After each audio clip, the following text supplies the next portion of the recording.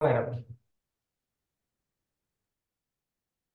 तर आपण परवा पाहिलं होतं की साधारणतः आपण हे पाहत होतो की न्यूरोसिस पाहत होतो. न्यूरोसिस म्हणजे काय?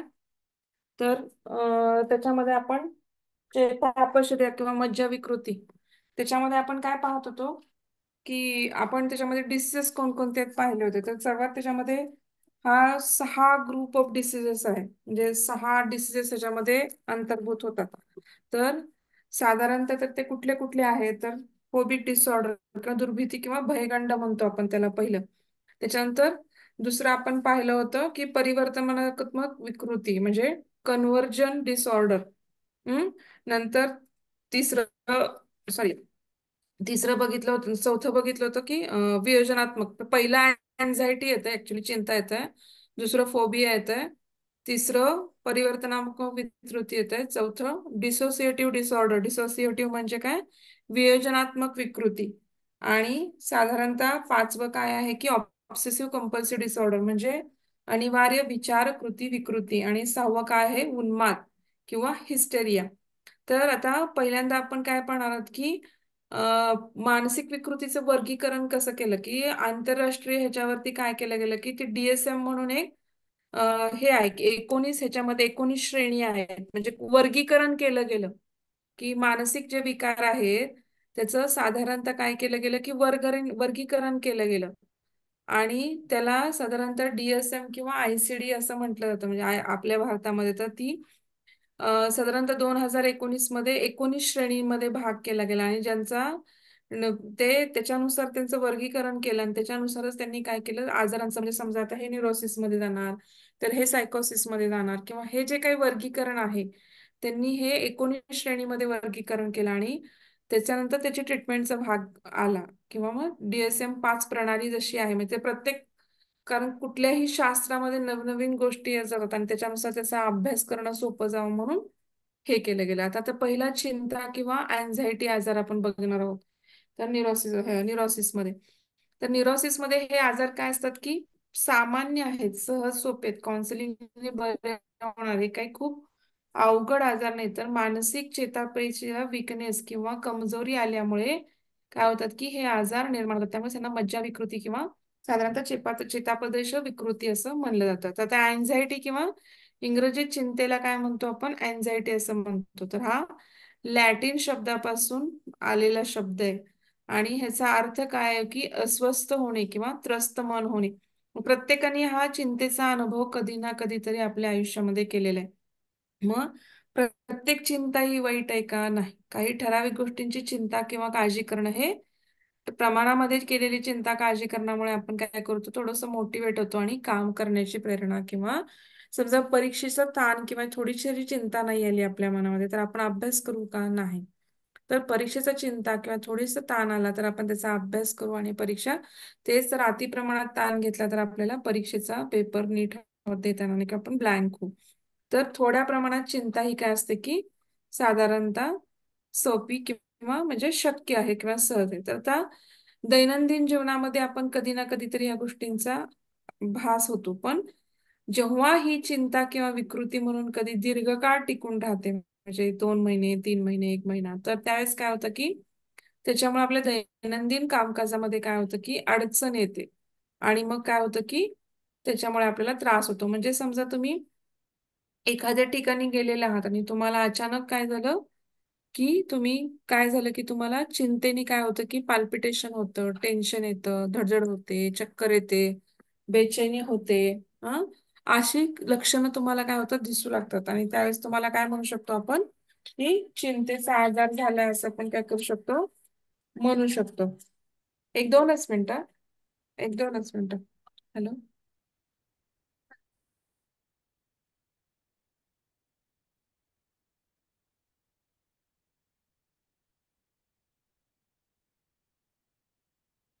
तर त्याच्यामध्ये काय, त्याच्यामध्ये पहिली सामान्य, आता चिंतेमध्ये पण बरेच प्रकार आहेत.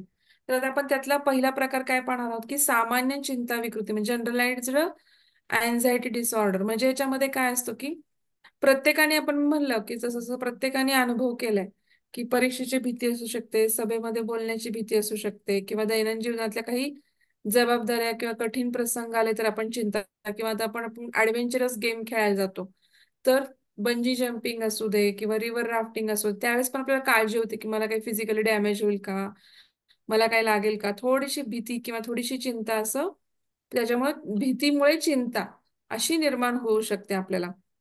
तर सौम्य चिंता शक्य, पण ही जेव्हा जास्त किंवा 4 आठवडे किंवा 1 महिन्यापेक्षा जास्त प्रत्येक व्यक्तीमध्ये दिसते, किंवा त्याच्यामुळे चिंतेमुळे लक्षणं दिसू लागतात. मग ती लक्षणं कोणती आहेत, की प्रचंड भीती वाटते. पहिल्यांदा भीती काय? खूप भीती वाटते कुठली पण गोष्ट करताना. हृदयाचे काय वाढतात? ठोके वाढतात, म्हणजे पाल्पिटेशन होतं. चिडचिड वाढते. म्हणजे आपण सगळ्यांच्यावर चिडचिड करायला लागतो, रागा करायला लागतो. कधी-कधी म्हणजे सारखी डोकेदुखी बघा, परीक्षेची भीती आली किंवा काही मुलांना पोटात दुखायला लागतं, काही मुलांना खूप डोकं दुखायला लागतं. कारण का तर भीतीमुळं किंवा अँक्झायटीमुळे तसं होतं. सतत काळजी लागते. आणि झोप येत नाही. मळमळ होते, उचमळतं, चक्कर येते, थकवा जाणवतो, बेचैनी होते, कशातही मन लागत नाही, श्वास अडकल्यासारखा होतो, डोळ्यासमोर अंधारी येते. ही सगळी लक्षणं काय होतात आपल्याला साधारणतः, आपल्याला अँक्झायटीमध्ये काय होतात, की दिसून येतात. कधी-कधी काय होतं, की कामावरती लक्ष पण लागत नाही, केंद्रित होत नाही, कामाचा दर्जा आपला खालावतो. नंतर काय होतं, की आपल्याला कंटाळा येतो, अशक्तपणा जाणवतो. तर ही सगळे काय आहेत, की आपली जे चिंतेची किंवा ह्याचे काय आहेत, ते आपल्याला लक्षणं दिसून येतात. नंतर काय पाहायचंय आपल्याला, की आता ह्याच्यामध्ये पण अँक्झायटीच्या प्रकारामध्ये आपण आता कोणते-कोणते प्रकार आहेत, तर जनरलाइज्ड अँक्झायटी डिसऑर्डर, इकडे साइडला कर्सरनी दाखवते मी तुम्हाला. तर इथे जो मी कर्सर दाखवलाय, तर जनरल अँक्झायटी कर्सर आपण आता हा पहिला प्रकार बघितला. पॅनिक डिसऑर्डर म्हणजे काय होतं, की एकदम अचानक पॅनिक होतो आपण. तुम्ही बघितलं का सडन काही-काही लोकं रिएक्शन देतात, एकदम घाबरतात किंवा एकदम पॅनिक होतात. पॅनिक अटॅक म्हणतो, म्हणजे काही जणांना लिफ्टमध्ये अडकले, की एकदम पॅनिक होतात, किंवा एकेकांना काही गोष्टी करताना भीती वाटल्या, की ते एकदम पॅनिक अटॅक येतो. पॅनिक अटॅक येतो, त्यांना असं धाप लागायला लागते, काही सुचत नाही, अंधारी यायला लागते. That is called as panic attack. मग आपण त्याला पॅनिक अटॅक म्हणतो. नंतर स्पेसिफिक फोबिया. आता फोबिया बघितले आपण. दुर्भीती नावाखाली आपण काल बघितलं, की ॲग्रोफोबिया बघितला. त्याच्यानंतर सामाजिक भीती किंवा समाजाच्या ठिकाणी जायची भीती आपण बघितली. त्यानंतर आपण काय पाहिलं, की साधी भीती पाहिली, की प्राण्यांची, की झुरळं, उंदरं, पाली यांची जी भीती वाटते, ती सामान्य भीती आपण पाहिली. म्हणजे त्याच्यामध्ये स्पेसिफिक फोबियामध्ये आपण बऱ्याच गोष्टी पाहिल्या. नंतर आता काय सेपरेशन अँक्झायटी डिसऑर्डर. म्हणजे ह्याच्यामध्ये काय असतं, की अ, अशी घाबरतात, फिअरफुल असतात, की म्हणजे एखाद्यापासून दूर जाण्याला किंवा एखाद्या गोष्टीपासून नवीन गोष्टी शिकायला किंवा नवीन गोष्टी सोडाव्या. आता ही शाळा बदलून दुसऱ्या शाळेत ॲडजस्ट व्हायला, किंवा मग सेपरेशन अँक्झायटी येते त्यांना, की त्या कामापासून दूर गेल्यानंतर आपण नवीन मित्र-मैत्रिणी कसे बनवणार, किंवा त्याच्यातून अँक्झायटी निर्माण होते, चिंता निर्माण होते, किंवा आपण एखादी नवीन गोष्ट शिकायला लागतो. आपण जुन्या ऑफिसेस सोडून आपलं समजा आपल्याला आपण दुसऱ्या कंपनीत जॉब केलाय, म्हणजे करायसाठी हे केलंय. आपल्या दुसऱ्या कंपनीत ऑर्डर आली, तर आपली पहिली कंपनी सोडताना दुसऱ्या ठिकाणी जाताना आपल्याला नवीन मित्र-मैत्रिणी करणे किंवा तिथल्या गोष्टींशी हे करता येतो. पण ते सगळं मॅच होईस्तोपर्यंत आपल्याला काय राहते, एक प्रकारची चिंता किंवा एक प्रकारची काळजी लागून राहते. दॅट इज कॉल्ड ते सेपरेशन, म्हणजे त्या लोकांपासून आपण सेपरेट होतो, किंवा कोणापासून तर काय होतं, की सेपरेट होऊन नवीन गोष्टीला आपण हे होतो, असोसिएट होतो. तर त्याच्यामुळे पण काय होते, की एक प्रकारची चिंता किंवा एक गोष्टची गोष्ट, आणि काही गोष्टींचे काय आपले फिजिकल आजार निर्माण होतात आपल्याला काही, की म्हणजे आपल्याला कॅन्सर झालाय किंवा आपल्याला काही ऑपरेशन झालंय, आपला आजार झालाय, किंवा आपल्या काहीतरी कुठल्याही पण गोष्टीचं काहीतरी मोठी गोष्ट झाली, तर त्याच्यामध्ये पण आपल्याला काळजी होते. आपल्या मनामध्ये ते ऑपरेशन सक्सेस होणार का? पण ते ऑपरेशन सक्सेस झाल्यानंतर आपल्याला जे काही चालू आहे त्याचे साइड इफेक्ट्स नाहीत ना होणार. आपण परत पूर्ववत कधी कामावर जाणार, किंवा आपण पूर्ववत कधी, तर ह्या सगळ्या गोष्टींची चिंता किंवा अँक्झायटी आपल्याला प्रत्येकाला जाणवते. ती आपल्याला जाणवते तशी आपल्याबरोबरची जी लोकं आहेत, तर त्यांना पण ती गोष्ट किंवा ती चिंता काय होते, की जाणवते. आता ऑब्सेसिव्ह कंपल्सिव्ह डिसऑर्डर. तर ऑब्सेसिव्ह कंपल्सिव्ह डिसऑर्डरला मराठीत काय नाव आहे? तर मराठीत नाव आहे, की अनिवार्य विचार कृती. असं त्याचं काय आहे? अनिवार्य विचार कृती विकृती. तर ह्याला काय म्हणतात? ह्या विकृतीलाच मराठीमध्ये मंत्रचळ म्हणतात. मंत्रचळ असं पण नाव आहे. कारण का, की जे आपण विचार मनात येऊ नये म्हणतो तेच विचार काय होतात आपल्याला परत परत परत परत मनात येतात. हा, तेच विचार आपल्याला परत परत मनात येतात आणि काय होतात की वेढा देऊन बसतात. आणि त्याच्यामुळे काय होतं की तो विचार म्हणजे आपण किती पण झटकून टाकला तरी पछाडत असतो, आपल्याला सारखा कंटिन्युअस काय असतो, आपल्या मनामध्ये तो विचार परत परत परत परत येतो. आणि कंपल्सिव्ह हा शब्द वापरलाय बघितलं का, ऑब्सेसिव्ह कंपल्सिव्ह डिसऑर्डर. तर ह्याच्यामध्ये काय असतं की आपण एखादी गोष्ट कंपल्सरी म्हणजे आपल्याला जेव्हा एखादी गोष्ट कंपल्सरी करायची गरज असते त्यावेळेस आपण काय करतो, ती गोष्ट करावीच लागते, अनिवार्य आहे. पण इथं त्यांचं मनानेच ते कंपल्सरी करतात. म्हणजे ती गोष्ट रिपीटेडली पण कंपल्सरी तीस तीस तीस तीस तीस तीस ऑब्सेशन असतं त्यांना त्या गोष्टीचं. ऑब्सेशन म्हणजे काय, की एखाद्या गोष्टीचं ते केल्याशिवाय त्यांना ते बरंच वाटत नाही. आणि कंपल्सिव्ह म्हणजे ते ऑब्सेशन तर आहे त्यांना आणि त्याचं परत कंपल्शन आहे. आणि त्यामुळे काय होतं की ती गोष्ट आपण रिपीटेडली वारंवार, मग तो मनात येणारा विचार असू दे नाहीतर कृती असू दे, म्हणून त्याला मंत्रचळ असं म्हटलं, की ते मंत्राचं असं एक प्रकारचं कसं आपल्याला एक फ्लो असतो मंत्राचा, तसं त्यांना ते कंपल्सरी ते आपण मंत्र कसा रिपीटेडली म्हणतो. हम्म, एखाद्या गोष्टीच्या मंत्राचा आपण जाप कसा मंत्र वारंवार वारंवार 108 वेळा वगैरे आपण मंत्राचा जप करतो किंवा 1 लाख वेळा जाप केले आम्ही सगळ्यांनी ग्रुपमध्ये, तसं हे आहे की इथे काय करतो तो रोगी काय असतो, तो काय करतो की कंटिन्युअसली काय करतो, एकच गोष्ट किंवा एकच कृती किंवा एकच विचार रिपीटेडली रिपीटेडली रिपीटेडली येतो मनामध्ये. मग ह्याच्यामध्ये काय होतं की त्यामुळे त्यांना काय होतं की म्हणजे ती गोष्ट काय असू शकते, सारखं सारखं वारंवार हात धुणे असू शकते किंवा एखादी गोष्ट क्लीन करणे असू शकते. मग ते वारंवार कपडे धुवू शकतात, वारंवार 100-200 वेळा हात धुवू शकतात, वारंवार कोच किंवा एखादं बेडशीट साफ करू शकतात. वारंवार त्यांना वाटलं की नाही हिथं काहीतरी घाण होऊन गेलं आणि त्यांच्या डोक्यात जर तो विचार राहिला, तर ती गोष्ट कंटिन्युअसली ब्रशनी 5-5, 10-10, 15-15 दिवसातनं 30-30 वेळा तीच गोष्ट रिपीटेडली रिपीटेडली रिपीटेडली आणि त्याच्यामुळे काय होतं की त्यांचा दैनंदिन जीवनामध्ये त्याचा काय होतो की प्रॉब्लेम होतो. मग ह्याच्यामध्ये काय होतं की ते कंट्रोल करू शकत नाहीत. मग ते एखाद्या विचारावर पण म्हणजे विचार पण काय असू शकतो की आता एखाद्याला कसं आहे की एखाद्या घरामध्ये समजा एक मोलकरीण आली तर तिला त्यांना कुत्रा चावलाय समजा तिला आणि तिने ते व्हॅक्सिन घेतलंय पण. पण तरी पण काही काही जणांना काय म्हणजे त्या घरात ज्या घरात ती कामाला जाते तर त्या मालकिणीला वाटू शकतात, तिला ऑब्सेसिव्ह कंपल्सिव्ह डिसऑर्डर आहे की बाबा हिला कुठलंही काम दिलं नाही पाहिजे कारण हिच्यामुळे मला किंवा माझ्या मुलांना तो आजार होऊ शकेल, असं तिच्या डोक्यामध्ये काहीतरी जर विचार आला आणि मग ती काय करते की त्या बाईने केलेले कुठलंही काम किंवा तिला कामावरनं काढून टाकायचा प्रयत्न करते किंवा येऊ नको म्हणून सांगते किंवा तिने केलेल्या गोष्टी परत परत परत परत 10 वेळा 15 वेळा धुवून घेते, असं होऊ शकतं. तर ह्याच्यामध्ये प्रत्येक गोष्टीचं काय असतं की म्हणजे काउंटिंग असू शकते, म्हणजे एखाद्या नंबरचं काउंट करणं असू दे, म्हणजे एखादी नंबर चेक करणं असू दे किंवा कुठली पण गोष्ट वॉश करणं असू दे, टच करणं असू दे, ऑर्डरमध्ये लावणं असू दे, ती गोष्ट ते काय करतात रिपीटेडली रिपीटेडली रिपीटेडली करत राहतात. त्याला काय म्हणायचं, ऑब्सेसिव्ह कंपल्सिव्ह डिसऑर्डर म्हणतात. आणि हे सतत करणं हे त्यांचं चक्र बनून जातं. हम्म, आणि ह्याच्यासाठी काय करतो आपण की त्यांना जर खूप प्रमाणात असेल तर त्यांना आधी गोळ्या दिल्या जातात आणि त्याच्यानंतर हळूहळू मग त्यांचं काउन्सिलिंग केलं जातं. मग त्यांना योगाची मदत घ्यायला जायला सांगितले जाते किंवा आपोआपच त्या गोळ्यांच्या ह्याच्याने तेव्हा जे ते रिअल लाईफशी हे येतात तेव्हा हळूहळू या गोष्टी काय होतात त्यांच्या कमी होतात. आता डिसोसिएटिव्ह डिसऑर्डर म्हणजे काय तर वियोजनात्मक विकृती. आता वियोजनात्मक किंवा विच्छेदक विकृती म्हणजे काय असते की हा एक मनोकायिक आजार आहे. मनोकायिक म्हणजे काय, ह्याच्यामध्ये मन आणि असं सगळीकडेच मन आणि शरीर दोन्ही गोष्टी एकत्र येतात, परंतु ह्याच्यामध्ये मानसिक जास्त भाग आहे, परंतु ह्याचा शरीराशी पण काय येतो की मानसिक जडणघडणीशी संबंध जास्त आहे. शरीराशी तर थोड्या प्रमाणात आहेच, पण मानसिक जडणघडणीशी पण याचा जास्त संबंध आहे. मग हा आजार कसा होतो, की या आजारामध्ये काय होतं की व्यक्ती स्वतःचं अस्तित्वच नाकारते. म्हणजे आपण जे काही स्वतः आहोत त्याचं काय होतं की ती अस्तित्व नाकारते आणि पूर्णपणे काय होते ब्लँक होते, म्हणजे त्यांना काहीच सुद्धा काही काय होत नाही, आठवत नाही. पूर्णपणे ती काय होते ब्लँक होते. स्वतःची ओळखच विसरते, स्वतःचं नाव विसरते किंवा स्वतःच्या सगळ्या गोष्टी काय होते विसरते आणि स्वतःपासूनच स्वतःला अलग करते. म्हणजे स्वतःविषयीची काहीच गोष्टी त्याच्या काय होत नाहीत, लक्षात राहत नाहीत किंवा ते वेगळ्या होतात, म्हणून त्याला वियोजनात्मक विकृती किंवा डिसअसोसिएटिव्ह, त्याचा तुम्ही फोड करू शकता. डिसोसिएटिव्ह, डिस म्हणजे काय तर वेगळं करणे, हा, असोसिएशन नसणे तिथं.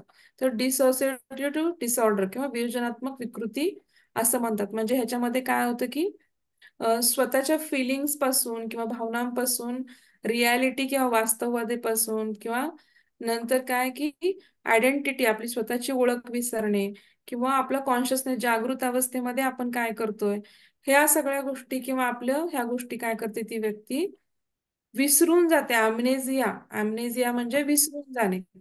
तर अशामुळे काय होतं की तिला त्या ते गोष्टी, मॅडम स्क्रीनवर डिस असो डिसअसोसिएटिव्ह अम्युनिटी काय तो शब्द दिसत नाही बरोबर. एकच मिनिट आता दिसतोय का तुम्हाला? हा, हा. संकर असं एमएनसी आहे ना, ॲम्नेशिया बघ आहे. आणखी. डिसिसिओटिव्ह डिसऑर्डर म्हणजे काय की वियोजनात्मक विकृती. डिस लिहून घ्या. हा. तर हो, वियोजनात्मक काही विचारायचंय का? हो, नियोजनात्मक विकृती का? वियोजनात्मक, वियोजन म्हणजे विच्छेद, वेगळं होणे. हो. स्वतःला स्वतःविषयी माहिती राहणे नाही किंवा स्वतःला विसरून जाणे, कम्प्लीटपणे ब्लँक होणे, आपल्या स्वतःपासून, स्वपासून म्हणजे मी कोण आहे किंवा माझं अस्तित्व काय आहे, किंवा पूर्णपणे विसरून जातो आपण, की ब्लँक होतो की मी कोण आहे, किंवा स्वतःची स्वतःला ओळख राहत नाही. मग ह्याच्यामध्ये काय होतं की हा जो विकार आहे, या विकारामध्ये काय होऊ शकतं की कशामुळे होतो हा, कारण काय आहे तर विच्छेद विकृतीमध्ये तर प्रचंड ताण, कामाचा प्रचंड ताण असणे, किंवा दुसरी गोष्ट काय आहे की तो काय होतंय म्हणजे ह्या प्रचंड ताणामुळे काय होतं की खूप स्ट्रेस आला की काय होतं, कधी कधी आपण ब्लँक होऊन जातो की आपण काय करतोय, काय चाललंय, किंवा आपण स्वतः कोण आहोत, आपल्याला काय हवंय, ह्या सगळ्या गोष्टी काय होतात आठवतच नाहीत, किंवा ॲम्नेझिया. ॲम्नेझिया म्हणजे काय तर न आठवणे. डिसोसिएटिव्ह ॲम्नेझिया म्हणजे ह्यामध्ये आपल्याला आठवतच नाही आपण कोण आहोत आणि आपण काय करतो. तर ह्याला अजून पण कारण काय आहे तर बाल्यावस्थेमध्ये आई वडिलांची ताटातूट होतीये, ताटातूट झालीये, किंवा आपल्या आई वडिलांशी, पेरेंट्सशी आपले संबंध चांगले नाहीयेत, कटुता आहे त्याच्यामध्ये. तर अशामध्ये काय होते की अशा वेळेस काय होते, अशा कारणांमुळे काय होते, वियोजनात्मक विकृती निर्माण होते. आता हे काय आहे की आपण त्याचे कारण बघितली किंवा आपण त्याची लक्षणं बघितली आणि त्याची काय बघितली, कारण पण बघितली. आता पुढचं जे काय आहे तर ते काय आहे की त्याच्या पुढचं आहे ते डिप्रेशन, किंवा आपण काय म्हणू शकतो की आधी कंजेक्टिव्ह बघू आणि मग डिप्रेशन कडे बघू. म्हणजे कंजेक्टिव्ह मध्ये काय येतं तर कंजेक्टिव्ह डिसऑर्डर मध्ये कंजेक्टिव्ह डिसऑर्डर म्हणजे, किंवा काय म्हणायचं त्याला आपण मराठीमध्ये काय म्हणू शकतो त्याला, कॉन्वर्जन कंजेक्टिव्ह का? किंवा हा परिवर्तनात्मक विकृती म्हणू शकतो मराठीमध्ये आपण त्याला. आता इथं मी त्याचं नोट्स नाही आहेत माझ्याकडे. तर कंजेक्टिव्ह डिसऑर्डरला काय म्हणू शकतो आपण, परिवर्तनात्मक विकृती असं म्हणू शकतो. तर परिवर्तनात्मक विकृतीमध्ये काय आहे तर त्याच्यामध्ये काय होतं की रुग्णाचं ह्या आजारावरती काय असतं, नियंत्रण नसतं, प्रचंड मानसिक ताण. पहिलं पण डिसोसिएटिव्ह पण प्रचंड मानसिक ताणातून होतं, ह्याच्यामध्ये पण प्रचंड मानसिक ताण किंवा स्ट्रेस डेव्हलप झाल्यामुळे काय होतं, लक्षणं दिसायला लागतात. आणि लक्षणे कशी सडन निर्माण होतात. म्हणजे खूप ताणाचं रूपांतर हळूहळू होत गेलं की काय होतं, त्याची सडन काय होतं आपल्याला त्याची लक्षणे काय होतात दिसायला लागतात. इथं काय होतं की मानसिक ताणामुळे आपल्या शरीरातील केमिकल जे आहेत किंवा आपले जे हार्मोन्स स्त्रावतात किंवा केमिकल्स एन्झाईम्स आहेत आपल्या शरीरामध्ये, त्याच्यामध्ये काय होतं की प्रथम मानसिक बिघाड होतो आणि नंतर काय होतं की केमिकल बिघाड होतो. नंतर केमिकल बिघाड झाल्यावरती काय होतं की आपोआपच काय होतं, म्हणजे आपल्याला पहिल्यांदा शारीरिक आजाराच्या आधारे आधी ते लक्ष वेधून घ्यायला लागतात. ती लोकांच्या मध्ये लक्षणं काय दिसतात तर ती लोक आपल्याला शारीरिक आजार दाखवायला लागतात. पहिल्यांदा शारीरिक आजार दाखवायला लागतात म्हणजे काय करतात, कारण त्यांना आपल्याकडचं आपल्याला त्यांच्याकडचं लक्ष वेधून घ्यायचं असतं, म्हणजे आपण त्यांच्याकडे जास्त लक्ष द्यावं अशी त्यांची अपेक्षा असते. म्हणून ते काय करतात, शारीरिक आजार निर्माण करायचा प्रयत्न करतात, किंवा आपल्याला डोकं दुखतंय, पाठ दुखतंय, मला कसं तरी होतंय, मला थकवा येतोय, मग असं, किंवा पोट दुखतंय, मला उचमळत आहे, अशा गोष्टी ते सारखं बोलून दाखवायला लागतात. आणि काय होतात, मग आपण काय होतं की एखादा आजार झालाय म्हटलं तर आपण काय करतो, त्याच्याकडे जास्त लक्ष देतो. तो आजारी आहे तर त्याला त्रास होतोय, तर आपण काय करतो, त्याच्याकडे जास्त लक्ष देतो. मग तो काय करतो, तो रोगी काय होतो, त्याचा केंद्रबिंदू होतो. त्यामुळे त्याचा काय होतो, तो केंद्रबिंदू होतो. आणि त्यांचा मुख्य हेतू काय असतो की काहीतरी आजार सांगून प्रेम मिळवायचं असतं त्यांना. किंवा आजारी आहे म्हणलं की माणूस आपोआपच काय करतो, त्यांना प्रेम निर्माण करतो किंवा प्रेम मिळवायचा प्रयत्न करतो. आणि त्याच्यामुळे त्याचे हेतू काय होतात, बरेच हेतू साध्य होतात. आता कधी कधी ह्याच्यामध्ये पुढच्या गोष्टीमध्ये काय होतं की स्पर्श संवेदनहीनता होते. ह्याच्यामध्ये काय होते पुढं, स्पर्श संवेदनहीनता होते. म्हणजे काय होतं की त्याच्या हाताला किंवा पायाला स्पर्श संवेदनाच राहत नाहीत, संवेदना नाहीशी होऊन जाते. किंवा शरीराचा एखादा भाग लुळा पडतो, किंवा कधी कधी काय होतं, शरीर क्रियेमध्ये पण बिघाड होतो. आणि हे सगळं काय आहे की मानसिक विकृती आहे. परिवर्तनात्मक विकृती पण काय आहे, मानसिक विकृती आहे. आणि ह्याचं एक पुस्तक आहे, म्हणजे की you can heal your life, Hay Louise यांचं हे पुस्तक आहे. त्याच्यामध्ये त्यांनी ह्यामध्ये ह्याचं वर्णन दिलेलं आहे, मानसिक विकृतीचं परिवर्तन कसं शारीरिक विकृतीमध्ये होतं. हे त्यांनी बऱ्याच मोठ्या प्रमाणामध्ये काय केलेलं आहे, कारण आपण बघितलं की शरीर आणि मन काय आहेत, एकमेकावरती अवलंबून आहेत. एकाच नाण्याच्या दोन बाजू आहेत. जर तुमचं मानसिक स्वास्थ्य बिघडलं तर तुमचं शारीरिक स्वास्थ्य बिघडणार, आणि तुमचं शारीरिक स्वास्थ्य बिघडलं तर तुमचं मानसिक स्वास्थ्य बिघडणार. तर आता आपण आणि सगळ्यात शेवटचा जे आहे आजार, तो म्हणजे काय, उन्माद किंवा हिस्टेरिया. आता हा 6वा आजार आहे. आपण कुठले कुठले बघितले, तर पहिला एन्झायटी बघितला आपण आजार, त्याच्यानंतर दुर्भीती बघितला, फोबिया म्हणजे दुर्भीती. नंतर तिसरा आपण काय बघितला, वियोजनात्मक किंवा डिसोसिएटिव्ह डिसऑर्डर बघितला. आता चौथा परिवर्तनात्मक विकृती किंवा कॉन्झेप्टिव्ह डिसऑर्डर बघितला. नंतर ऑब्सेसिव्ह कंपल्सिव्ह डिसऑर्डर बघितला. त्याच्यामध्ये काय, अनिवार्य विचार कृती विकृती, आपण हे पण पाहिलं. त्यालाच मंत्रचळ किंवा आपण हे म्हणतात असं म्हटलं पाहिलं. आता नंतर उन्माद किंवा हिस्टेरिया, हा बऱ्यापैकी बायकांमध्ये हे अंगात येणं वगैरे आपण जे म्हणतो, अशा बायका केस फिरून फिरून आणतात उन्माद, तर त्याला हिस्टेरिया किंवा उन्माद असं म्हणतात. कधी कधी तुम्ही पेशंट पण येतात की असं धनुष्यासारखं शरीर वाकडं करून येतात दवाखान्यामध्ये, की असं पूर्ण कन्व्हल्जन मध्ये असं शरीर वाकडं झालेलं असतं, तर त्याला हिस्टेरिया म्हणतो आपण किंवा उन्माद असं म्हणतो. तर ह्याच्यामध्ये काय होतं की ह्याच्यामध्ये पण असे कडक असं शरीर पूर्ण असा झटके आल्यासारखं शरीर कडक करतात. तर ह्याचे अटॅक्स येतात उन्मादाचे. तर हे काय होतात की साधारणतः काय होतात, हे मज्जा विकृतीमध्येच मोडतं. हे काही ठराविक कालावधीसाठी, अनिश्चित कालावधीसाठी, एक 10 सेकंद, काही जणांच्यात 15 सेकंद राहतात आणि परत निघून जातात.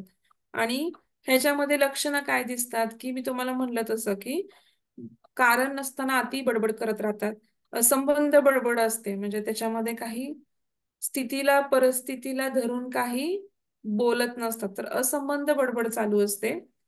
नंतर काय तर नख कुरतडणे किंवा पायाची आणि हाताची सारखी हालचाल करणे, अस्वस्थपणे अशा एरझऱ्या घालणे, कधी कधी आवाजावी आनंदाचं प्रदर्शन करतात, म्हणजे कधी कधी खूपच आनंदी आहेत असं दाखवतात. आणि अति खर्चिकपणा किंवा एखादी गोष्ट फार खर्च करतात, किंवा संयमाचा अभाव असतो, अजिबात संयम नसतो. आणि आणि दुसऱ्याच्या किंवा स्वतःच्या पण हत्येला कधी कधी काय होतात, कारणीभूत ठरतात. तर उन्माद किंवा हिस्टेरिया, आता आपण हे 6 कशामध्ये बघितले, तर हे आपण काय बघितले, न्यूरोसिस मध्ये बघितले. नंतर आता जे पुढचे आजार आहेत ते सायकोसिस आहे. तर सायकोसिस मध्ये आपण काय पाहणार, सायकोसिस म्हणजे तुम्हाला मी आधी डिफरन्शिएट केलं की न्यूरोसिस ही मज्जा विकृती आहे, तर सायकोसिस मध्ये काय आहे की गंभीर स्वरूपाची आहे. सायकोसिस हे काय आहे, मनोविक्षिप्तजन्य विकृती. मराठीमध्ये सायकोसिसला काय म्हणतात, मनोविक्षिप्तजन्य विकृती. तर ही काय आहे की ह्याच्यामध्ये काय, न्यूरोसिस मध्ये कसं थोडी औषधं किंवा सायकोलॉजिकल ह्याच्याने काय होतात, बरे होतात. चेतापदेशी किंवा मज्जा विकृतीच्या रचनेमध्ये बदल झाला, आणि काय होतं की हा जन्मता असू शकतो कधी कधी न्यूरोसिस. पण सायकोसिस बरा होणे काय असतं, अवघड असतं.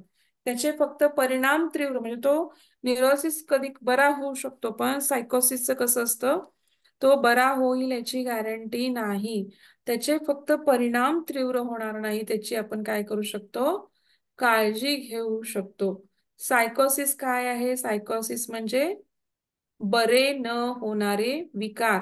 त्याची तीव्रता आपण कमी करू शकतो औषधांनी, काउन्सिलिंगनी, कंट्रोलमध्ये ठेवू शकतो आपण त्यांना. त्यांना सुप्तावस्थेत थोडंसं ठेवू शकतो, परंतु वेळ आल्या खतपाणी मिळालं त्याला, हे झालं की ते काय होणार, फोफावणार किंवा ते परत दिसून येणार. मग ह्याच्यामध्ये काय होतं की मानसिक कारणामुळे काय होतं, व्यक्तिमत्व म्हणजे पर्सनॅलिटी जी असते, व्यक्तिमत्व जे असतं लोकांचं, त्याच्यामध्ये काय होतात, गंभीर बदल होतात आणि ही चेताविकृती निर्माण होते. हम्म. आता ह्याच्यामध्ये काय होतं, ह्यामध्ये काय होतात की विकृती किंवा लक्षणामध्ये काय होतं की अत्यंत टोकाचं आणि गंभीर स्वरूपाचे असल्यामुळे काय होतं की ह्यांचं काय होतं, ह्यांच्या वर्तनामध्ये बदल होतो, बुद्धिमत्तेमध्ये बदल होतो, भावनेत बदल होतो, सामाजिक संबंध ठेवायला ह्यांना अडचण होते, किंवा ह्यांचं असमायोजन झालेलं असतं खूप प्रमाणामध्ये. त्यामुळे त्यांना त्या गोष्टींशी समायोजन करायला किंवा त्यांना रियालिटीशी चेक नसतो, त्याच्यामुळे काय होतं की त्यांना अडचण निर्माण होते. त्याच्यानंतर काय होते की बाह्य परिस्थितीला ते ऍडजस्टच करू शकत नाहीत आणि समाजाच्या दृष्टीने पण ते अतिशय कधी कधी धोकादायक असतात. कुटुंबाला सुद्धा ते हानी करू शकतात किंवा त्यांच्यामध्ये सुद्धा, कुटुंबामध्ये सुद्धा त्यांच्यामुळे बरेच वाद किंवा अडचणी निर्माण होतात. अं नंतर कुटुंबाच्या आणि समाजाच्या दृष्टीने ती लोक ओझे ठरतात कधी कधी. कायद्यांनीही काय केलेलं आहे, अशा लोकांना विकृत ठरवलेलं आहे. जर वेळीच यांना उपचार केले नाहीत किंवा परिस्थिती हाताबाहेर जाण्याची शक्यता असते आणि ह्याचा आजूबाजूच्या लोकांनाही त्रास होऊ शकतो. वेळीच उपचार केले नाही तर सायकोसिस काय होत नाही, बरा होत नाही.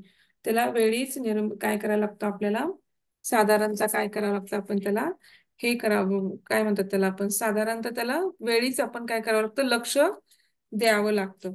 तर आता ह्याच्यामध्ये काय दिले त्यांनी पहिल्यांदा, की सिझोफ्रेनिया हा आजार काय करतो, पहिल्यांदा सायकोसिस मध्ये येतो. तर आता सिझोफ्रेनियाला आपण छिन्न मनस्कता मराठीमध्ये काय म्हणतो, की छिन्न मनस्कता. इथे बघा 1911 मध्ये जे युजेन ब्लुरल म्हणून जे आहे ते त्यांनी काय केलेलं आहे, हा सिझोफ्रेनिया हा सगळ्यात पहिल्यांदा शब्द वापरला आणि त्याला त्यांनी काय म्हटलं की दुभंगलेलं, सिझोईन म्हणजे काय, दुभंगलेलं, आणि फ्रेन म्हणजे मन. ह्या शब्दापासून अर्थात दुभंगलेलं मन याचा अर्थ होतो, काय होतो, दुभंगलेलं वेन. ते शक्यता लहान मुलांमध्ये दिसून येत नाही, तर बहुतांशी तरुणपणी दिसून येतो. पुरुषांमध्ये ही विकृती स्त्रियांपेक्षा जास्त प्रमाणामध्ये होते. आता छिन्न मनस्कता म्हणजे काय, की विभ्रम किंवा भ्रांती, भाषा दोष, आणि ह्याच्यामध्ये काय, भाषा, विचार, भावना आणि वर्तन यामध्ये विसंगती असते. म्हणजे तुम्ही काय बोलताय, तुमचे विचार काय चालले, तुमच्या भावना काय आहेत, तुमचं बिहेवियर काय आहे, हे त्या भोवतालच्या परिस्थितीला अनुसरून नसतं, ते विसंगत असतं, किंवा हे एकमेकाशी पण विसंगत असतं. तुम्ही विचार वेगळा करत असता, तर ह्याच्यामध्ये काय होतं की स- साधारणतः सध्या तर हे 20 लाख लोक काय आहेत, ह्या आजाराने काय आहेत बऱ्यापैकी त्रस्त असलेले दिसून, म्हणजे इव्हन आत्महत्येचं प्रमाण पण ह्याच्यामध्ये जास्त दिसून येतं. म्हणजे 4 व्यक्तींना जर सिझोफ्रेनिया झाला तर त्यातला एक व्यक्ती साधारणतः आत्महत्येकडं झुकला जातो. हं नंतर काय होतं की ह्याच्यात काय होतं, व्यक्तिमत्वाचं विघटन होतं किंवा दुभंगत. आता छिन्नमस्कतच्या लक्षणामध्ये काय येते की DSM-5 नुसार दिले की त्यांनी काय लिहिलं, 2 महत्वाच्या प्रकारची लक्षणे पाहायला मिळतात. त्याच्यामध्ये काय होतं की त्यांनी कुठली कुठली लक्षणं दिली आहेत, विभ्रम होतो, भ्रांती होते, असंघटित संभाषण, विचित्र वर्तन आणि विसंगत भावना. आपण जे वरती भाषा, विचार, भावना, वर्तन बघितलं त्याप्रमाणेच आहे, फक्त ते कसं आहे त्यांनी ते सांगितलंय. तर ह्याच्यामध्ये काय होतं, विभ्रम मध्ये काय होतं की एखादी गोष्ट घडत नसते, परंतु त्यांना ते वाटतं की त्यांना भ्रम होतो की तिथं ती होतीये, किंवा मग तो बोलणं असू दे, गंध असू दे, स्पर्श असू दे, त्यांना असं सारखं वाटू शकतं की मला कुणीतरी स्पर्श करतंय, किंवा ऍक्च्युअली त्यांना कोणी स्पर्श करत नसतं, त्यांना भ्रम होत असतो तो. कधी कधी त्यांना घाण वास येतो किंवा कधी चांगला वास येतो, कधी कधी काही गाणं चालू नसतं पण त्यांना गाणं येऊ शकतं, किंवा असं काय होऊ शकतं त्यांना की वेगवेगळे भ्रम होतात त्यांना. हम्म आणि त्याच्यामुळं काय होतं की त्यांच्या भावनामध्ये ते सारखं ती गोष्ट त्यांना काय होतं की काहीतरी होतंय किंवा काहीतरी चालू आहे असं त्यांना सारखं त्यांना थोडक्यात एक प्रकारचं भ्रम किंवा हॉल्युचिनेशन्स पण म्हणू शकतो. एक प्रकारचे हॉल्युचिनेशन्स होतात. त्याला भ्रम म्हणजेच इंग्लिशमध्ये हॉल्युचिनेशन्स म्हणतो आपण. हा नंतर भ्रांती. हा तर त्यांना अनेक अस्तित्वाचा आधार नसलेल्या गोष्टी किंवा चुकीच्या समजुती असं म्हणतात. म्हणजे थोडक्यात काय तर उदाहरणार्थ की आता विचार एक सासू आणि सून आहे. तर सुनेला असं वाटू शकतं की माझी सासू मला कट करून मारणारच आहे किंवा मला सासू मुद्दामच त्रास देते किंवा मला मुद्दामच असं करते किंवा मला मुद्दामच काय करते ती व्यक्ती किंवा ती वस्तू म्हणजे तुमचं जर एखाद्याशी भांडण झालं तर तुम्हाला वाटू शकतं की तुम्हाला जर सिझोफ्रेनिया असेल तर तुम्हाला असं वाटतं की ती व्यक्ती मला मारायला येते की ती व्यक्ती मला मारणार आहे असं तिला भ्रम किंवा भ्रांती होऊ शकते. नंतर असंघटित संभाषण म्हणजे आता तुम्ही इतरांशी जेव्हा बोलता तेव्हा आपली वाक्य किंवा आपले शब्द काय असतात की त्या वाक्य त्या पुढच्या व्यक्तीला समजवावेत अशा आपण त्या ज्या विषयावर बोलतोय त्या विषयाला रिलेटेड आणि एका वाक्याची रचना पण व्यवस्थित सोपी समजूतदार त्या व्यक्तीला आपल्या भावना कळावेत अशी असते. परंतु ह्यांच्याकडून काय होतात की चुकीचे शब्द वापरले जातात कधी कधी. हा मग त्यामुळे काय होतं की कधी कधी निरर्थक शब्दांचा वापर होतो. कधी कधी एका विषयावर बोलत होतात विषय तो सोडून दुसरीकडेच उडी मारतात. तर असं असंघटित संभाषण त्यांच्याकडनं होऊ शकतं. नंतर त्यांचं बिहेवियर किंवा वर्तन जे आहे ते पण काय असतं विचित्र किंवा विक्षिप्त असतं. तासन तास उभं राहतात खिडकीमध्ये बघत राहतात. विनाकारण एखाद्या वेळेस धावतात. किंवा सार्वजनिक ठिकाणी काय करतात की एखादी गोष्ट त्या सार्वजनिक ठिकाणी न शोभेल अशी करतात किंवा कुणाला तरी मारू शकतात त्यांना चावू शकतात असं विचित्र वर्तन त्या करू शकतात. आणि विसंगत भावनामध्ये काय असतं की या व्यक्तीमध्ये काय असतो भावनिक बिघाड झालेला असतो. भावनांचं काय असतं खूप मोठ्या प्रमाणात भावनिक क्षोभ असतो म्हणजे तिथे कुठंच त्यांचं भावनेवरती कंट्रोल नसतो. आणि त्यामुळे काय होतं की आनंदाच्या प्रसंगी त्या ओरडू शकतात आणि दुःखांच्या प्रसंगामध्ये ते मोठमोठ्याने हसू शकतात. म्हणजे आनंदाच्या प्रसंगात रडू शकतात आणि दुःखाच्या प्रसंगात हसू शकतात. त्यांना त्या वास्तववादी गोष्टींचं काय होत नाही भान राहत नाही. तर थोडक्यात काय तर त्यांच्याकडे एक प्रकारचा गोठलेपणा असतो भावनांमध्ये. तुम्ही बघा कधी कधी काही लोक म्हणतात की किती भावना शून्य असतो किती हे असत किंवा किती बोथट आहेस तुला कुठल्याच गोष्टीचा तुझ्यावरती काय होत नाही प्रयोग होत नाही. मग त्याच्यामध्ये नातलागांचे मृत्यू असू देत पालकांचे मृत्यू असू देत किंवा मुलांचं यश आहे किंवा कुठल्याच गोष्टीला ते कसलीच किंवा प्रतिक्रिया किंवा दिलं तरी काय विचित्र प्रक्रिया देतात. म्हणजे त्या गोष्टीला अनुसरून काय होत नाही प्रतिक्रिया देत नाहीत. एकदम हसतात एकदमच रडतात. हं भावनांचा उद्रेक होतो तो त्यांच्या अजिबातच हातात नसतो. हम्म तर हे सारखं त्यांना किंवा कोणीतरी माझ्याशी बोलतंय त्यामुळे ते हातवारे करून हवेतच बोलत राहतात. किंवा कधी कधी त्यांना भ्रम येऊन काय अटॅक होऊन अजिबातच बोलत नाहीत. अखंड बडबड कधीतरी करतात कधी तर अजिबातच बोलत नाहीत किंवा निरर्थक काहीतरी बोलत राहतात. ही सगळे काय आहेत आपण बघितलं त्यांची लक्षणं पाहिली आपण सिझोफ्रेनियाची. आता ही सगळी काय म्हणतात हे धनात्मक आणि ऋणात्मक लक्षणे जी लिहिली आहेत तर ती त्याच्यानुसार नाहीयेत की काय म्हणतात आपण धनात्मक म्हणजे पॉझिटिव्ह आणि ऋणात्मक म्हणजे निगेटिव्ह तसं नाहीये ते ऍक्च्युली. ह्याच्यामध्ये ऋणात्मक लक्षणामध्ये काय होतं की रुग्णाची कार्यक्षमता कमी होते आणि त्याच्यामध्ये काय होतं की गुणवत्तेचा ऱ्हास होतो. म्हणजे काय काय कमी होतं ह्याच्यामध्ये काही पण म्हणजे धनात्मक मध्ये आपण काय बघितलं काही पण होऊ शकतं. परंतु ऋणात्मक ह्याच्यामध्ये आपण काय बघतो की गुणवत्ता असते जी आपल्याला एक लाईफ स्टाईल मेंटेन करण्यासाठी आपल्याला नॉर्मल जे मानसिक स्वास्थ्य लागतं तेच पूर्णपणे बिघडल्यामुळं की आपलं दैनंदिन कुठलंच कार्य त्यांचं व्यवस्थित होत नाही. त्यांच्या आजूबाजूच्या लोकांना पण त्याचा त्रास होतो कारण त्या व्यक्तीला सांभाळावं लागतं आणि त्या व्यक्तीच्या मानसिकतेला त्याला सांभाळता सांभाळता जो व्यक्ती त्याला सांभाळत असतो त्याला पण डिप्रेशन येऊ शकतं त्याला पण मानसिक आजार. कारण त्या व्यक्तीला सांभाळणं सोपं नाहीये. कारण त्या व्यक्तीबरोबर त्या व्यक्तीचं आयुष्य किंवा त्याच्याबरोबर त्याला समजून सांगणं त्याला समजून घेणं त्याच्या प्रत्येक गोष्टीला कंट्रोल करणं अवघड असतं. तर ह्याच्यामध्ये काय असतं की ही ऋणात्मक जी लक्षणे आहेत ही सहसा फारशी सुधारत नाहीत किंवा उपचाराने पण फारशी कमी होत नाहीत. तर ह्याच्यामध्ये काय येतात, आता ही मागची जी बघितली होती ती उपचाराने थोडीफार कमी येऊ शकतात, जी धनात्मक होती. तर ही जी ऋणात्मक आहेत ती उपचाराने पण तेवढ्या प्रमाणात कमी होत नाहीत. तर बोलण्याची इच्छा कमी होते, सकारात्मक भावनांचा पूर्णपणे अभाव असतो, सामाजिक स्वास्थ्य किंवा समाजाशी जे रिलेशन किंवा सुसंवाद असतो तो आपोआपच बंद होतो किंवा कमी होतो, किंवा ते बोलतच नाहीत किंवा त्यांना सारखं औदासीन्य किंवा उदास असतात. स्क्रीन त्याच्यामुळे काय बरोबर होतात की ही लक्षणे स्क्रीन बरोबर नाही दिसत, अर्धवट दिसतंय. सर ती अर्धीच आहे, अर्धच आहे, त्याच्यामध्ये पुढचं अर्ध लिहिलेलंच नाहीये सर, अर्धच हा, आहे ते. नाही ते हा, अर्धी अशी कटल्यासारखी वाटते. नाही नाही सर, तेवढंच आहे. तुम्हाला दिसतंय का आता, तुम्हाला हे दिसतंय हा. का ऋणात्मक अं, लक्षणामुळे रुग्णाची कार्यक्षमता कमी होते, दिसतंय का सर? नाही नाही, लक्षणे उपचाराने फारशी सुधरत नाहीत इथून पुढे दिसत आहे. बर. त्याचे भावनिक दिसत आहे अभिव्यक्ती सर, दिसत आहे, डावी आम्हाला दिसत आहे. डावी बाजू कटल्यासारखं वाटतंय. नाही सर, त्या बाजूला काही नाहीच आहे, हाफच आहे ते.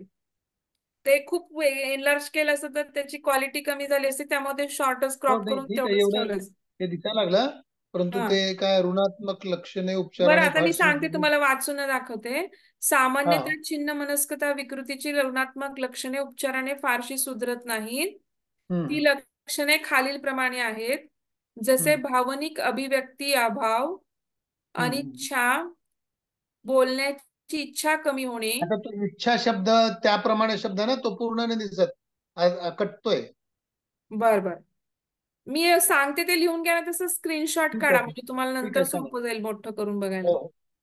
सकारात्मक भावनेचा अभाव, असामाजिकता, सामाजिक सुसंवाद टाळणे, कमी बोलणे आणि औदासीन्य वाटणे, ही सगळी काय आहेत, ऋणात्मक लक्षणे आहेत. परत एकदा ऐका: भावनिक अभिव्यक्ती अभाव, अनिच्छा, बोलण्याची इच्छा कमी होणे, सकारात्मक भावनांचा अभाव, असामाजिकता, सामाजिक सुसंवाद टाळणे, कमी बोलणे आणि औदासीन्य वाटणे, ही काय आहेत ऋणात्मक. ही उपचारांनी पण काय होत नाहीत सर, बरी होत नाही.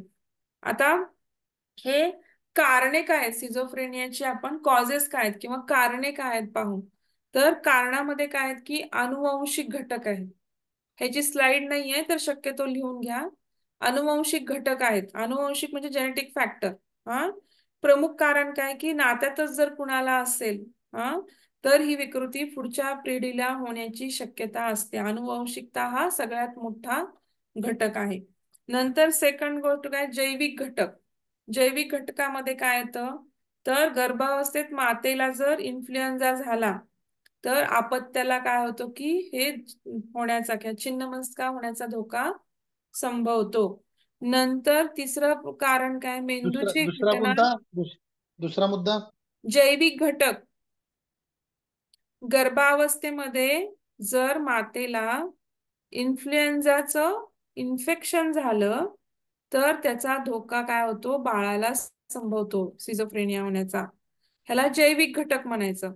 थोडक्यात काय, तर प्रेग्नन्सीमध्ये काही इन्फेक्शन झाले आणि त्या इन्फेक्शनचं प्रमाण मेंटल डिसऑर्डर होण्यामध्ये होऊ शकतो. नंतर तिसरं काय, मेंदूची घटना आणि घटक. ह्याच्यामध्ये काय आहे, जर समजा मादक द्रव्यांचं तुम्ही कोकेन, अफू, गांजा, अल्कोहोल, ह्या गोष्टींचं ड्रग, ह्या गोष्टी जर तुम्ही सेवन केल्या तर काय होतं की मेंदूमधील रसायनांचा समतोल बिघडतो आणि मग काय होतं की तुम्हाला सिझोफ्रेनिया होण्याचे चान्सेस वाढतात. थोडक्यात काय, मादक द्रव्यांचं सेवन म्हणजे त्यात कोकेन असू शकते, अफू असू शकते, गांजा असू शकते, ड्रग ऍडिक्ट असू शकते, अल्कोहोल असू शकते. नंतर चौथं काय, सामाजिक घटक. चौथं काय, सामाजिक घटक म्हणजे काय की जर तुमची परिस्थिती चांगली नाहीये, कनिष्ठ आहे, आर्थिक परिस्थिती चांगली नाहीये, त्याच्यानंतर कंटिन्युअसली तुम्ही खूप वाईट वातावरणात वाढत गेला, म्हणजे आता कधी कधी लहान मुलांना बघतो आपण की किंवा ज्यांना अनाथ आश्रमामध्ये मुलं वाढतात, मग तिथे त्यांना काही वाईट अनुभव येऊ शकतात. किंवा काही ठिकाणी आपण बघतो की गुन्हेगारी प्रवृत्तीला काय असतो की लहान मुलांना आपण रिमांड होम्स असतात. तर रिमांड होम्स मधले लोक त्या मुलांना मारुतात किंवा त्यांना सुधारायला चान्सच मिळत नाही. अशा वेळेस काय सतत त्यांना अस्वच्छ जागेमध्ये ठेवलं जातं किंवा त्यांच्याशी सारखं कोणीतरी वाईट वागत असतं. अशा वेळेस काय होतं आणि सारखे ताणतणाव त्यांच्यासमोर कंटिन्युअसली असतात. अशा वेळेस काय होतं त्यांना अपुरी अस्वच्छ जागा आणि ह्या सगळ्या गोष्टींमुळे काय होतं सिझोफ्रेनियाची काय होते निर्मिती होते. आता ह्याचा उपाय काय आहे सिझोफ्रेनियाचा? तर ह्याला काय होतं की पूर्ण बरा होणं अवघड आहे. परंतु आपण ह्याला कौशल्याने प्रशिक्षण देऊन काय करू शकतो कमी करू शकतो. मग त्यांना शिकवायचं आपण स्वतः शिकवू शकतो की स्वतःची काळजी स्वतः कशी घ्यायची. स्वतःच्या वर्तनावरती आपण स्वतः नियंत्रण कसं ठेवायचं. आधी त्यांना खूप सिव्हिअर याच्यामध्ये टॅबलेट्स देऊन आपण नॉर्मल ह्याला आणतो आणि हळूहळू मग ह्या गोष्टी त्यांना शिकवायला लागतो आपण. तर समजा रुग्णाला अस्वस्थ वाटू लागलं अचानक भावनांचं याचं उदाहरण काय कसं त्यांना कंट्रोल करायला शिकवायचं की त्यांना आपण काय करायचं काहीतरी वेगळं काम करायला द्यायचं. भावनांचा उद्रेक झाला तर त्यांना त्याच्यापासून काय करायचं डिस्ट्रॅक्ट करायचं. त्याचं लक्ष दुसरीकडे वेधून घ्यायचं आणि दुसरं काहीतरी काम करायला त्यांना द्यायचं. कदाचित त्यांचं ते आवडीचं पण काम असू शकतं. असं काम जर दिलं तर ते त्या कामात व्यग्र होतात आणि काय होतं त्यांचं वर्तन काय होतं जे काही वर्तन त्यांचं भावनेचा क्षोभ होऊन त्याच्याकडून वाईट वर्तन घडणार होतं ते काय होत नाही घडत नाही किंवा निघून जातं किंवा वर्तनावरती नियंत्रण येतं आणि ह्याच्यातून स्वतःची काळजी पण काय होती घ्यायची. त्यांना सामाजिक कौशल्य अ, कसं म्हणजे लोकांमध्ये समाजामध्ये कसं राहायचं कारण सुसंवाद कारण आपोआपच काय होतं त्यांच्या ह्या आजारामुळे ते सामाजिक गोष्टींपासून दूर पडतात. तर दुसऱ्यांशी ऍडजस्ट कसं करायचं दुसऱ्यांशी कसं बोलायचं ह्याचं सामाजिक कौशल्य पण त्यांना शिकवलं जातं. नंतर स्वतःची आंघोळ करणे स्वतःची स्वच्छता करणे ब्रश करणे ह्या गोष्टी पण त्यांना कसं पालन करायचं कशानंतर काय करायचं या गोष्टी सर्व रुग्णांना शिकवल्या जातात. हम्म आणि कुटुंब उपचार पद्धती ह्या सर्वात महत्वाची आहे की संपूर्ण कुटुंबालाच काउन्सिलिंग करावं लागतं कारण ह्याच्यामध्ये तो रुग्ण असा इतका वेड्यासारखा वागतो की कधी कधी लोकांना वाटतं की तो मुद्दामच करतोय आणि मग त्याला आपण मारू शकतो किंवा असं काही तसं होऊ नये म्हणून काय करतात कुटुंबातील प्रत्येक सदस्यांनाच काउन्सिलिंग केलं जातं त्यांना शिकवलं जातं. कारण प्रत्येक वेळेस काही डॉक्टर तुमच्यावर अवेलेबल नसणार आहेत. घरच्या व्यक्तींनाच त्या व्यक्तीबरोबर पूर्ण वेळ घालवायचा आहे. अशा वेळेस त्याला सांभाळायचं किंवा त्याच्याशी कसं वागायचं काय बोलू नये का काय ट्रिगर आहेत काय ट्रिगर केलं म्हणजे त्याच्या भावनांचा क्षोभ होतो. तर या गोष्टी टाळून त्या चुकीच्या वागत असतील तर त्यांना कसं त्यांच्याशी वागायचं कसं बोलायचं आणि कसं त्याला समजून घ्यायचं हे आपण काय सगळं शिकवतो किंवा त्यांना शिकवलं जातं. हम्म आता आपण हे काय बघितलं की छिन्न मनस्कता किंवा सिझोफ्रेनिया बघितलं आपण. आता दुसरं काय आहे की व्यक्तिमत्व विकृती. दुसरा शब्द लिहून घ्या व्यक्तिमत्व विकृती दुसरा आजार. आता आपला हा छिन्न मनस्कता संपला सिझोफ्रेनिया संपला आपण त्याची कारणं बघितली त्याची लक्षणं बघितली त्याचे उपाय बघितले. आणि आता व्यक्तिमत्व विकृती म्हणजे इंग्लिशमध्ये पर्सनॅलिटी डिसऑर्डर. मग ह्याच्यामध्ये काय होतं की परिस्थितीजन्य कारणामुळे विकृती निर्माण होते. हम्म किती कधी काय होतं की बालपणामध्ये काही चुकीच्या गोष्टी घडल्या तर त्याचं मोठेपणी व्यक्तिमत्व बनवताना काय होतं की त्याच्यामध्ये ती विकृती किंवा त्या गोष्टी आपल्याला काय होतात दिसून येतात. म्हणजे बालपण किती महत्वाचं आहे हे पहा. तर म्हणजे 5 वर्षापर्यंत आपण साधारणतः आपलं बालपण म्हणतो तिथं चाणक्य पण म्हणतो की मुलांना तोपर्यंत त्यांच्या गुन्ह्यांना 5 वर्षापर्यंत माफ करा. 5 वर्षानंतर इवन आता राममूर्तीचं 5 वर्षाचं वय ठेवलंय का ठेवलंय तर तिथं अयोध्येत जन्म झाला रामांचा आणि साधारणतः त्या काळात आता 45 सेंटीमीटर उंची असते साधारणतः 45 ते 48 पण त्या काळामध्ये 51 सेंटीमीटर उंची असावी असा अंदाज घेऊन 51 सेंटीमीटरची मूर्ती आणि बाळाचा चेहरा कसा 5 वर्षाचे राम तिथं स्थापन केले. का तर 5 वर्षापर्यंत अयोध्येत त्यांचा जन्म झाला आणि पहिली गोष्ट 5 वर्षापर्यंत काय केलं जात नाही, बाळाला मारलं जात नाही किंवा रागवलं जात नाही. आणि ते तर त्यामुळे तिथे जानकीची म्हणजे बालक रूप आहे, त्यामुळे सीतेची पण मूर्ती त्यांच्या बरोबर नाहीये. तर हे काय तिथं 5 वर्षापर्यंत आपण बालपण एकदम चांगलं, त्या काळामध्ये तुम्ही फक्त संस्कार करता मुलांच्यावर, त्यांच्या वाईट गोष्टींना पण समजून घेऊन तुम्ही त्यांना ती करू नये किंवा हे कसं समजून, कारण तो मातीचा गोळा आहे, तुम्ही कसं त्याला ट्रीट करता तसं. जर त्या लहानपणीमध्ये काही अडचणी आल्या तर त्याचं काय होतं की विकृतीमध्ये काय होतं, रूपांतर होतं. आणि काय सर,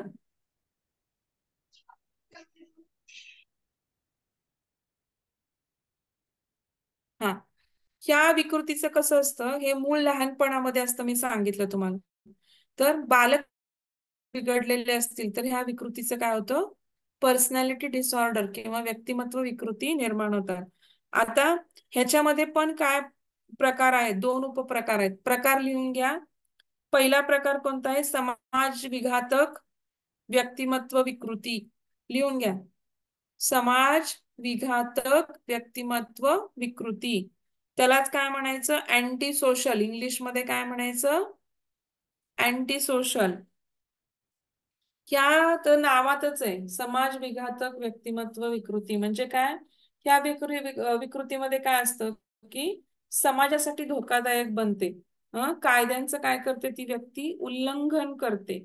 मग त्याच्यामध्ये काय करतात, उचलेगिरी करणे, उनाडक्या करणे, सतत खोटे बोलणे, चोरी करणे, बेजबाबदार राहणे, आर्थिक व्यवहार करणे, कामाच्या ठिकाणी काय करणे, कामचुकारपणा करणे, हम्म हमरातुमरीवरती येणे, अशी समाज विघातक वर्तने करत. आपण योगामध्ये बघितलंय की यम आणि नियम बघितले, तर त्याच्यामध्ये काय समाजात पाळावयाचे काही नियम आहेत, यम म्हणजे, आणि नियम म्हणजे स्वतः पाळावयाचे नियम आहेत.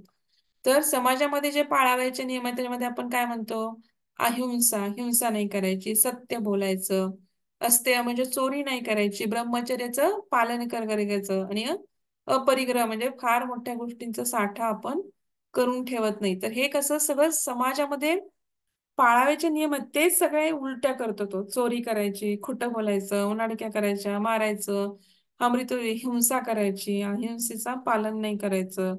तर हे सगळे जे काही आपण इथिक्स किंवा कोड बनवलेत त्या सगळ्यांना तोडून टाकणे. तर हे काय, समाज विघातक प्रवृत्ती म्हणतात या लोकांना. हे लोक कशाचाच हे करत नाहीत, त्यांना कशाचेच इथिक्स किंवा मोरल तत्व नसतात. आणि ह्याच्यामुळे काय, ह्याची कारणं काय आहेत अँटी सोशल बनण्याची मुलांची. तर पहिलं कारण काय,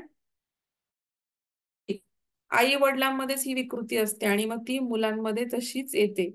नंतर काय, कौटुंबिक संबंधामध्ये बिघाड म्हणजे काय, आई वडिलांचे आणि मुलांच्या रिलेशन मध्ये बिघाड असतो, किंवा काय असतात अजिबातच चांगले नसतात, किंवा आई वडीलच चांगले नसतात, त्याच्यामुळे मुलांच्या वरती पण काय होत नाही, संस्कार चांगले होत नाहीत. किंवा मादक द्रव्यांच्या सेवनाची सवय लागणे, आणि त्याच्यामुळे काय होतं की कुठल्याही गोष्टींचा अतिरेक होतो, आणि अतिरेक झालं की काय, आपोआपच काय होतं की हे होतं, काही त्रास होतो. आणि आता सेकंड, मी 2 प्रकार आहेत म्हणले ना की अँटी सोशल, आणि दुसरे काय, आत्मप्रेमी व्यक्तिमत्व विकृती, सेल्फ लव्ह. अलीकडे सगळेजण म्हणतात बायका की आपलं आपलं सेल्फ लव्ह केलं पाहिजे, आपण आपलं सेल्फ काळजी घेतली पाहिजे. तर ते तशा प्रकारचं सेल्फ लव्ह नाहीये, पण थोडस आहे तसं, म्हणजे वेगळ्या प्रमाणात. तर इथे कसं आहे, आत्मप्रेमी व्यक्तिमत्व विकृती किंवा सेल्फ लव्ह असं इंग्लिशमध्ये म्हणतात. हे स्वतःवरती खूप प्रेम करतात, आत्यंतिक टोकाचं प्रेम असतं स्वतःवरती. हम्म मग इतकं स्वतःवरती प्रेम करायचं की मी म्हणजे कोणतरी भारी, आणि बाकी सगळे मूर्ख, किंवा बाकी सगळ्यांचा अपमान करायचा, म्हणजे ॲरोगन्सनी वागायचं, किंवा दुसऱ्याला त्रास द्यायचा, सतत दुसऱ्याला सांगायचं मी कसा मोठा झालो, मी कसा श्रेष्ठ झालो, किंवा सारखं दुसऱ्याच्या मनामध्ये तेच तेच बोलत राहायचं, इतरांचा सतत अपमान करायचा, की म्हणजे मी कसा उच्च आणि तू कसा हीन आहे, असं सारखं प्रत्येक ठिकाणी दाखवत राहायचं. अमाप यश आणि सत्ता मिळवल्यावरती काय होतं की हे मिळवण्याच्या सतत भ्रामक कल्पना करतात, म्हणजे ह्यांना ऍक्च्युली ह्यांच्याकडे यश किंवा सत्ता नसते, परंतु मी असं करणार आहे मग मला इतकं मिळणार आहे, मी स्टॉक मार्केटमध्ये इतके पैसे गुंतवणार आहे आणि मला ते 5 वर्षांनी एवढे पैसे मिळणार आहेत. तर अशा काही काही भ्रामक कल्पना किंवा भ्रामक बड्या चढ्या गोष्टी करून लोकांना ते सांगतात. नेहमी हे काय असतं, स्तुतीप्रिय असतात. त्यांची स्तुती केली की हरभऱ्याच्या झाडावर चढून बसतात. त्यांना स्तुती करायची. अशा लोकांना स्तुती केली की काय वाटतं की ते सेल्फ लव्ह असतं. स्वतःला स्वतःला चांगलं म्हणलं की त्यांना खूप छान वाटतं. त्याच्यानंतर काय असतं की इतरांचं लक्ष वेधून घ्यायचं, की अट्रॅक्टिव्ह, सेंटर ऑफ अट्रॅक्शन व्हायचं कुठल्याही पार्टीमध्ये असू दे. नाहीतर मग ते आपल्या कलागुणांनी नाही व्हायचं, काहीतरी असं वागायचं की सगळे आपल्याकडे बघत राहिले पाहिजेत. नंतर इतरांचं शोषण करायचं आणि त्यांचा गैरफायदा घ्यायचा अशी त्यांची प्रवृत्ती असते. दुसऱ्यांचा नेहमी हेवा करणे, द्वेष करणे, उद्धटपणाची वागणूक असणे, अशासारख्या काय असतात त्यांच्या प्रवृत्ती असतात. मग आता आपण काय बघितलं होतं ह्याच्यामध्ये, की व्यक्तिमत्व विकृतीमध्ये 2 प्रकार बघितले आपण. कुठले बघितले? समाज विघातक व्यक्तिमत्व विकृती आणि आत्मप्रेमी व्यक्तिमत्व विकृती, 2 बघितले. आता ह्याच्यामध्ये उपाय काय आहेत? ह्याच्यामध्ये की फारसे उपाय नाही आहेत, परंतु काय करायचे, अध्यात्माची स्पिरिच्युअल लर्निंग मध्ये काय आलं की तप, स्वाध्याय, ईश्वर प्रणिधान, सत्संग, साधू संतांची भाषणं ऐकणे, प्रार्थना म्हणणे, जप करणे. तर हे सगळं आध्यात्मिक गोष्टांनी काय होतं की आपले स्वभाव दोष आपल्याला कळू लागतात. कारण आपण हळूहळू काय होतं की ह्या गोष्टींमुळं आत्मनिरीक्षण करायला लागतो.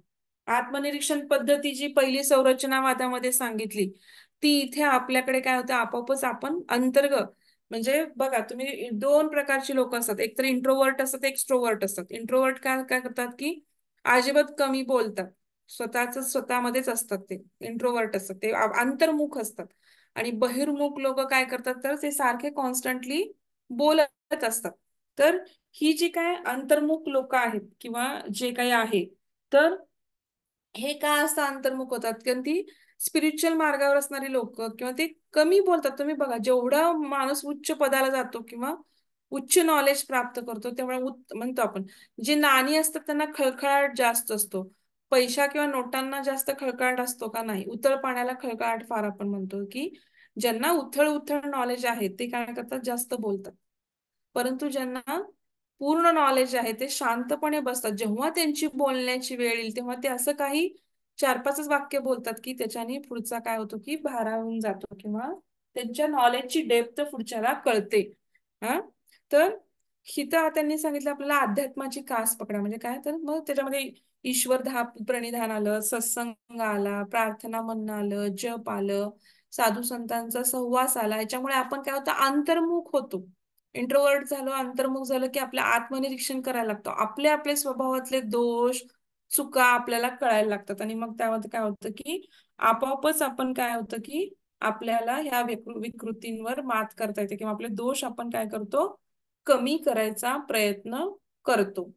आता तिसरा आजार आहे स्वमग्नता किंवा ऑटिझम. आता तुम्ही बघा, पूर्वीच्या काळी हे ऑटिझम किंवा तिसरा आजार जो स्वमग्नता ऑटिझम, आणि चौथा आजार कुठला आहे, मतिमंदत्व आहे. तर आता तिसरा स्वमग्नता किंवा ऑटिझम, ह्याच्याबरोबर अजून एक आजार असतो, एडीएचडी म्हणतो, अटेन्शन डिफिशियंट हायपर ऍक्टिव्हिटी. तर हे आता ह्या लहान मुलांच्या मध्ये आपल्याला खूप दिसून येतं. ऑटिझम म्हणजे काय, तर स्वमग्नता. तर तुम्ही बघितलं की बऱ्याच शास्त्रज्ञांमध्ये पण एडीएचडी होता बरं का. म्हणजे अटेन्शन म्हणजे हायपर ऍक्टिव्ह, यांचं काय होतं, कॉन्सन्ट्रेशन स्पॅन खूप कमी असतो, लगेच डिस्ट्रॅक्ट होतात. एखादी गोष्ट अभ्यास करताना पण दुसरं काही दिसलं, टीव्ही चालू झाला, मोबाईल चालू झाला, त्यांचं लक्ष 10-15 सेकंदात इकडं तिकडं भटकू शकतं. कॉन्सन्ट्रेशन एका ठिकाणी जास्त लावू शकत नाही.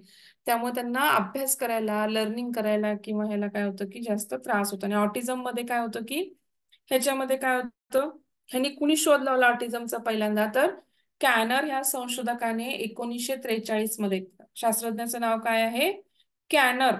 1943 मध्ये काय लागला, ऑटिझम म्हणजे स्वमग्नता, स्वतःमध्येच मग्न असणे. त्यांना कुठल्याच जगाशी काय असतं, देणं घेणं नसतं.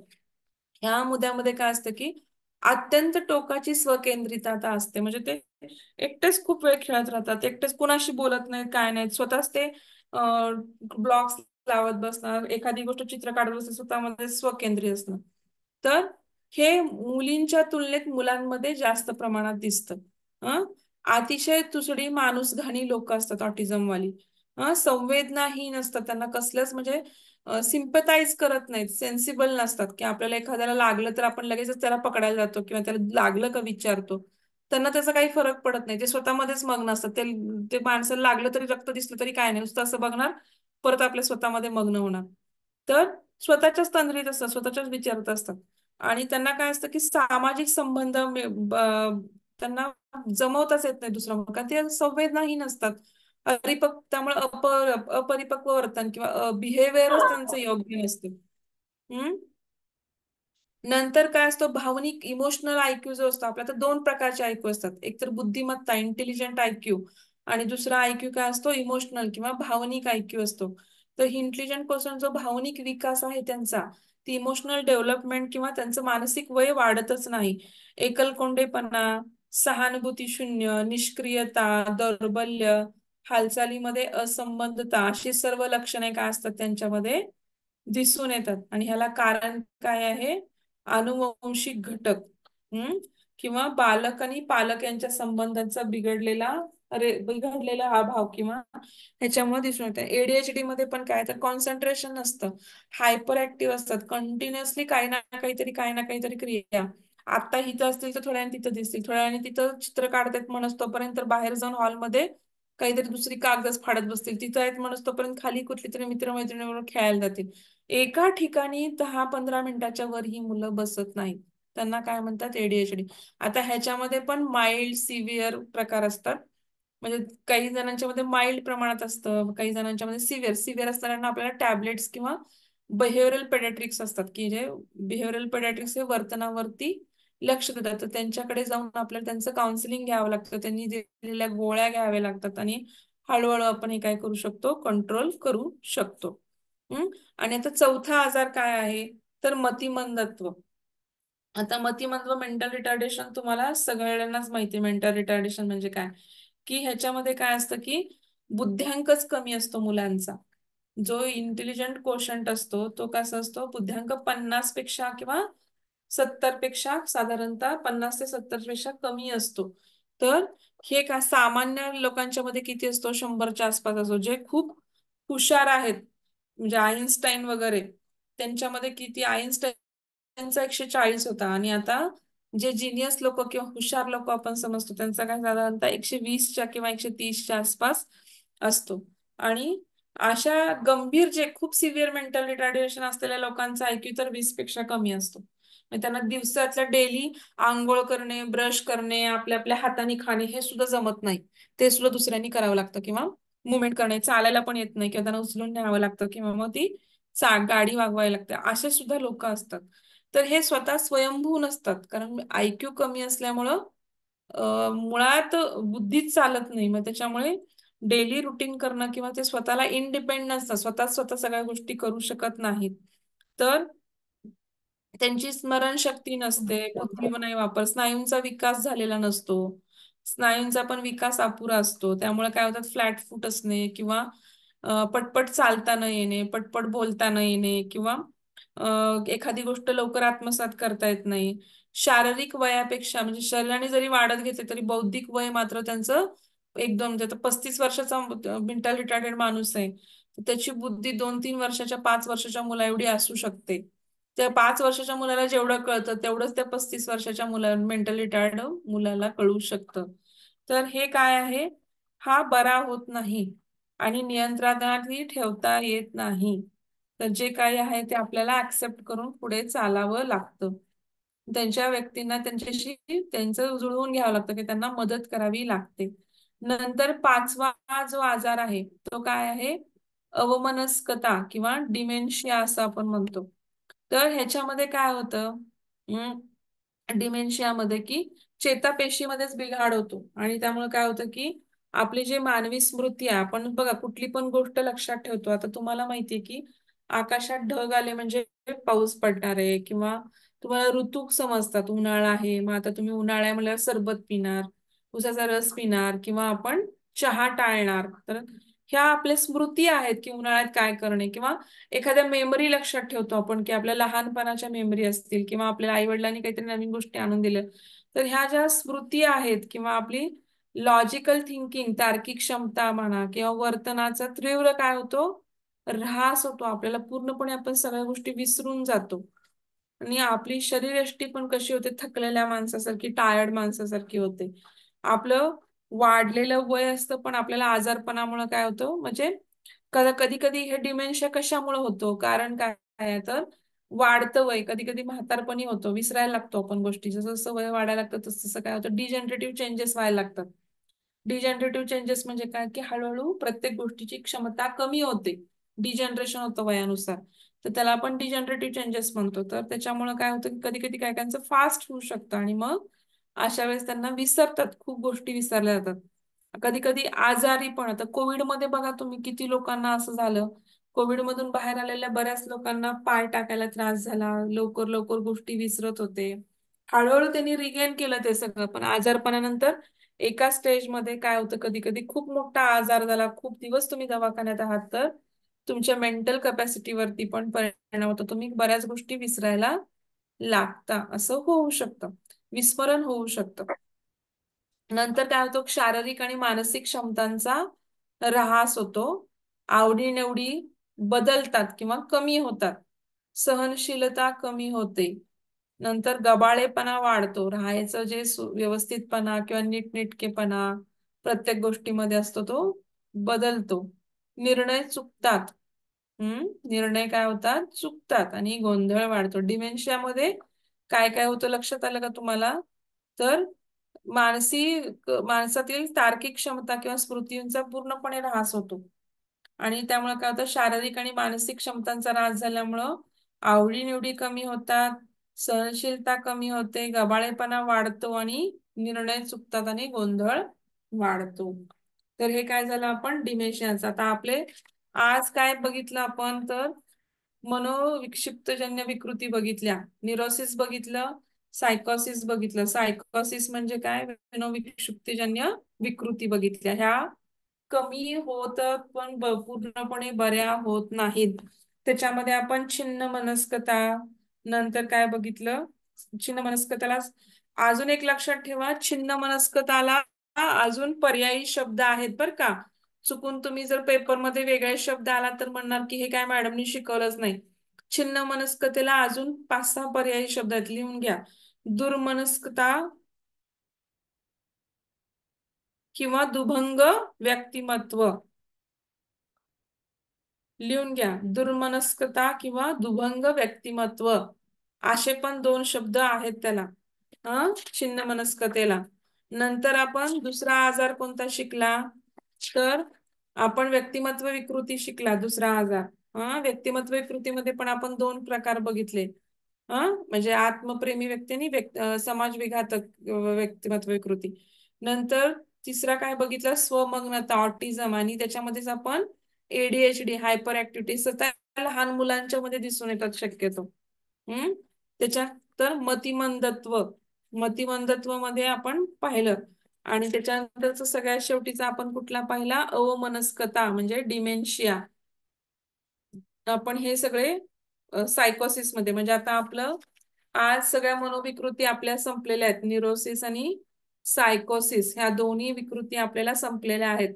उद्यापासून आता आपण काय करू, सिगमंड फ्राइडची थेअरी किंवा कार्ल युंग ऍडलर ह्या एक एक थेअरी बघू. म्हणजे सिगमंड फ्राइडनी मनोविश्लेषणात्मक जी थेअरी सांगितली किंवा त्यांचं काय विचार आहेत किंवा त्यांचे काय थेअरी आहेत ते आपण उद्याच्या लेक्चरला पाहू. आज काय अडचण आली का, ह्याच्यात काही कळलं नाही असं आहे का?